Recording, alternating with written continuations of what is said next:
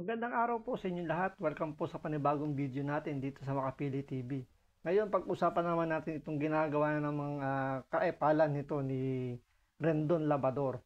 Kasi, di ba dati, kilala natin si Rendon Labrador, ang binabanatan nito, kung sino-sino na, basta makagawa ng issue. Ngayon, dito, medyo pumapalag si Rendon dahil bakit daw parang nagbago na nga daw siya, tumutulong na siya talaga ng pagiging public servant niya. So parang nag-change siya from toxic na vlogger na parang motivational speaker papunta sa public service. Ba't parang ganun pa rin daw yung tingin sa kanya, parang marami pa rin naiinis sa kanya. So panoorin po natin tong reaction ni Banat Bay dito. Iinisigahan na ng PNP Anti-Cybercrime Group ang vlogger na si Rendon Labrador matapos ireklamo ang pag-Facebook Live niya sa isang raid sa Makati City. Pero apila ng kontrobersyal na vlogger, huwag naman siyang i-bash agad. Public service lang daw ang ginagawa niya. Nasa frontline na balitang yan si Gary De Leon. Public service. Galit na galit ang mga kaanak ng mga empleyado ng online lending app nang i-raid ng PNP Anti-Cybercrime Group o ACG noong Biyernes ng gabi. Ang kanilang punteriya ang vlogger na si Rendon Labrador. May collaboration daw ang vlogger sa PNP ACG kaya sumama siya sa operasyon. May echo? Ay, nako. May echo ba? May echo ba? Antayin natin. Walang Wait, echo. Wala naman. Kayo talaga. At nag-live stream. Illegal daw ang operasyon ng kumpanya at nangaharas ng mga kliyente. Ito po'y nananakot. Itong trabaho lang nila, manakot. Pero malma mga kaanak na empleyado sa unang caption ni Rendon sa Facebook Live niya na nagsasabing na huli na raw ang mga empleyado ng illegal na lending app. Base naman sa edit history, makikitang 3 beses pang nagpalit ng caption ng vlogger. Pero bukod sa mismong caption, ikinagalit din ng mga kaanak na nalantad ang mukha ng mga empleyado sa Facebook Live ni Labrador. Sagot naman ng PNP ACG, sinabihan naman nila ang mga tauhan ng kumpanya, lalo pat may kasamang media sa raid. Yung assistant mo, nag-ano ba ng muka? Meron ba? Wala. Live po yun, ma'am. Yeah, but I gave instructions na i-cover nila yung mga faces nila. Alam mo, may sabit dito itong kapulis. Pasensya na ha, madam ha. Alam mo, mahal-mahal ko talaga mga kapulisan pero may konting sabit tayo dito. Sa totoo lang, medyo may konting sabit. Kasi remember, yan pa dadaan sa trial di ba? Tapos, una-una, yung paglabas ng video ni Rendon, sana binlur niya. Kasi mamaya, sasabihin niya dito, bakit daw yung sa MMDA. Tandaan nyo si Gadget Addict sa simula, noong mga una-unang video, hindi na blur, tapos nasita siya doon Kaya lahat na ng video sumunod, pati plaka, pati mukha, binlur na. Actually, yun nga, nahuling nasa akto pa na ginagawa yung kasalanan. Okay, and yet, para na lang din na for privacy ng mga nahuli, binablur po yun. Di ba? So, Tapos dito, narinig yun naman sinabi nung spokesperson yung police na yon na nagbigay naman daw siya ng instruction dun sa mga hinuli na i-cover yung mga mukha nila. So parang dito, kasalanan pa ng mga empleyado na yon na hindi nakapag-cover ng mukha at nakita sila sa Facebook Live ni Rendon Labrador. Kaya tingin ko nga rin dito medyo mapagagalitan to. May sabit to kapag may nagdemanda rito mga empleyado. Mayroong konti siguro na may kalalagyan to, mayroong tong sanction sigurado. So PNP chief, pag-aralan yung maigi po ito. Ito ang problema ni live. Yun ang problema dito Doon kasi ang sinasabi ni Rendon, pinag-aano niya na bakit yun? Bakit ako ang siniig sa akin? Sa Gadget Addict, hindi ho yun post as live. Okay? I'm sorry, hindi po yun live. Post as live lang po yun. Ibig sabihin nun, ni-record na parang live, pero eventually binlur bago i-upload sa YouTube. Etong ginawa nito, medyo maepa lang. Gusto lang talaga magpadami ng views. If they didn't wanna cover, and then alam naman nilang may need. Tapos sinasabing ito daw, ba't hindi nag-cover? Sinabihan naman daw, naku po, mayayari kayo. Ako hindi po ako abogado, pero sa tingin ko merong merong sabit dito eh. Sabit to dito yung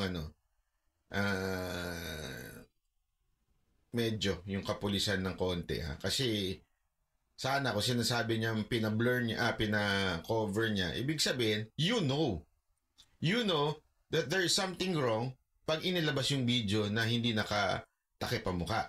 Ibig sabihin, alam mo. O bakit niya hinayaang ilabas yung video na hindi naka-blur? Tama, mali. Oh. In the first place, alam niyo pala, and yet, hinayaan ninyo na mag-live yung tao. I hope you understand. Kanina, magkasamang humarap sa media sina Hindi daw kasi Japanese. Correct naman kayo. Tama. Tama ka pala rin doon. Okay, next topic. Ano kayang connection na sinasabi ni Banat Bay dito na hindi daw Japanese kaya daw hindi naka-blur? Hindi ko mag-get. Kayo ba na-get nyo? Bakit sinasabi ni Banat Bay na hindi kasi Japanese kaya hindi naka-blur? So, medyo paki-comment kung na-get nyo kung ibig sabihin dito ni Banat Bay. Pag Japanese, kailangan talaga binablur. Rendon at tagapagsalita ng PNP ACG na si Captain Michelle Sabino. Iniimbestigahan daw kung may naging paglabag sa Facebook Live ni Labador sa raid. Part of the process, di ba? When people complain, not just ACG, the PNP as a whole, we investigate. And when we find some... Sabi ni Garsky, sa akin okay naman. Actually, sa totoo lang, ito ay questionable pa pagdating sa korte kung tatamaan si Rendon dito o yung kapulisan. Kasi pwede pa nilang i-argue yun na wala naman silang sinabing guilty, wala naman silang sinabing ganito to. And yet, meron ding sabit kasi na parang, bakit kayo may kasamang civilian sa pagre-raid? Diba? Even if vlogger yan, bakit kayo may kasamang civilian at bakit inilalantad yan in public? Thing wrong, then we do corrective actions. Pakiusap naman ni Labador, huwag na siyang Hindi po couple shirt yan Hindi ho sila magjowa para wala sila nakapula. Okay? Siguro, pwede yung sabihin natin, baka hindi nga nag-usap eh. Pero tingin ko, parang nag-usap to kasi parang parehas ng logo eh. Hindi nga lang yung kumbaga yung logo kasi nung damit ng babaeng pulis, nasa gitna, yung kay Rendon, nasa gilid. So, possible na hindi sila nag-usap. Kasi sinasabi na iba, naka-couple shirt daw yan eh. Bash, gusto lang daw niyang magamit ang platform niya para sa kapakanan ng publiko. Naging controversial si Labador dahil sa Tapos, kaya rin siguro uminit din ang ulo ng iba. Ako, wala akong problema dyan kasi hindi naman ako damay dun. Sa totoo lang, wala naman akong lending, ganyan. Kaya uminit ng ulo ng iba kasi naipalan talaga sila kay Rendon. Sobra kasing epal nito eh. Lahat na lang sasawsawan eh. True. Siguro kung di si Rendon yung naglabas nung nag-Facebook Live nung raid na ginawa ng PNP, hindi siguro magagalit yung mga kaanak ng mga empleyado doon. Dahil nga si Rendon na naglabas nung Facebook Live na yon, alam naman lang maepal to, alam nilang toxic to, kaya naiinis sila. Diba? Kasi depende yan sa tao kung sino yung naglabas eh. Dahil nabash na siya doon sa pag-atake niya sa mga artista, ngayon, gagawa daw siya ng public service. Akala ko nabash dahil doon sa motivational rise niya eh. Yung pala sa issue. Palpak na namang public service to. Yan ang hirap talaga eh. Alam mo, ang public service, ibig sabihin yan, palabas. Ano ibig sabihin ng palabas? Yung ginagawa mo paloob pa rin eh. Ikaw pa rin ang sumisikat eh. Hindi public service yan. Self-service ang tawag dyan. Parang dito sa Japan, self-service. Ikaw kailangan magtapon ng basura. Hindi totoo, walang biro, di ba? Hindi yung public service kasi mamaya sasabihin niya public service eh. Pag-away sa ilang mga artista at personalidad. Nangaaway ako dati, galit kayo. Ngayon tumutulong ako, galit pa rin kayo. Hindi ko na alam gagawin ko eh. Ayon naman sa PNP ACG, hindi na bago ang collaboration ng mga social media influencer at ng mga government agency. Kaya wag na raw magulat kung lumitaw ulit si Labador sa mga susunod pang operasyon nila. Hindi po ito yung first time na meron pong isang vlogger na naipag-collaborate sa isang government agency. Kung mapapansin nyo, alam ko meron yung MMDA na Binablur po yun, wag ko kayong tanga. Pasensya ka na rin doon, ha? Humigirit ka na naman ng minsan, alam mo, sayang yung muscle mo. Huh? Yung muscles mo. Hindi, alam mo, sa totoo lang, hindi kasi naiisip tuloy na iba, pag malaki ang muscles, maliit ang utak. Hindi, naiisip talaga ng iba, ha? Marami nakakapag-isip. Sa loob-loob ko, hindi ako papayag yan. Si Dada, malaki muscles nun. Pero, mataba naman ang utak dun. Diba? laging kasama doon sa operation, sa panguhuli. So hindi po ito first time. Nagtataka po ako na bakit ako yung pinag-iinitan. Nagbabalik Magkaroon ka na ng reflection sa buhay mo, bakit ikaw ang pinag-iinitan. Ibig sabihin, bullshit talaga sa pagmumukha mo yung mga tao. Siguro kailangan na kumuha nito ng professional yung tulong professional para sa pag-iisip ng si Rendon eh. Biruin mo, hindi niya alam bakit daw nagagalit sa kanya yung mga tao, gumagawa na raw siya ng maganda. Dahil hindi na nga daw siya, kumbaga, iniiwas niya yung pagiging toxic niya, parang ganon. Pero and yet, galit pa rin daw sa kanya yung tao. So, hindi niya alam. So, dito medyo kailangan na siguro talaga ng tulong nito ni Rendon Labador. Kung sino man po siguro yung gusto magbigay ng tulong na alam niyo nun, para mahimasmasan siya, para malaman niya kung ano man yung nangyayari sa kanya, pakitulungan na lang po. Sinimula mo kasi ng hate eh. Galit na galit ka, di ba? Hate ng hate ka sa mga artistang nananahimik. Wala namang ginagawa.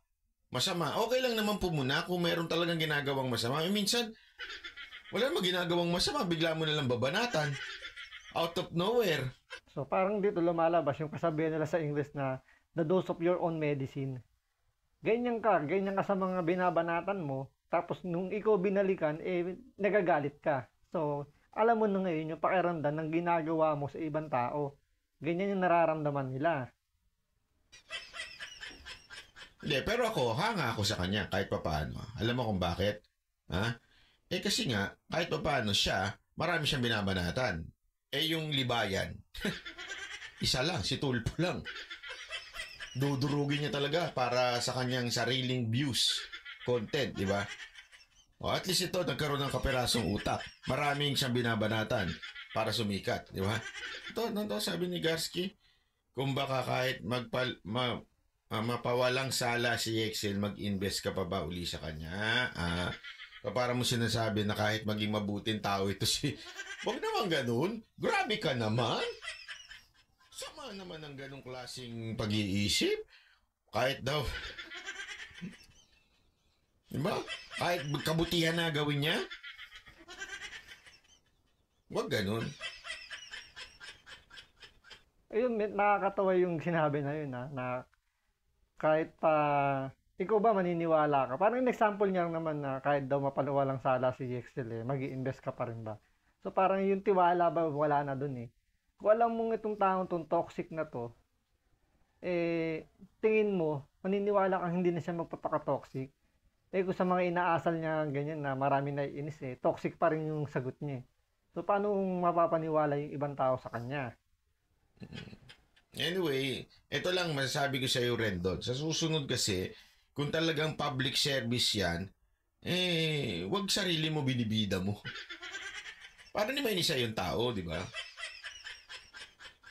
Kasi kita mo, kaysa na natuwa sa iyo yung... Kasi alam mo, feeling ko, ginagaya niya yung mga style ni Tulpo di ba? Yung lumulusob-lusob. Iba yun eh. Ang mahilig sa ganyan si Ben Tulpo di ba? Yung sumasama sa mga raids, sa lumulusob. Pero tandaan natin, yung kila Ben Tulpo naman, hindi ang focus sa kanila. Ang focus dun sa mga natutulungan na biktima. Ikaw, ang focus, ikaw pa rin.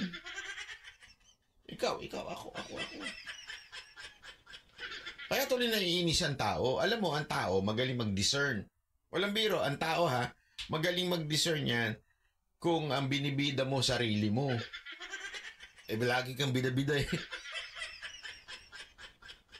Kaya ako sa'yo, next time, i-blur mo, para naman at least hindi naman no, mapahamak yung ibang mga malay mo, walang sala doon, nakaupo lang doon, di ba?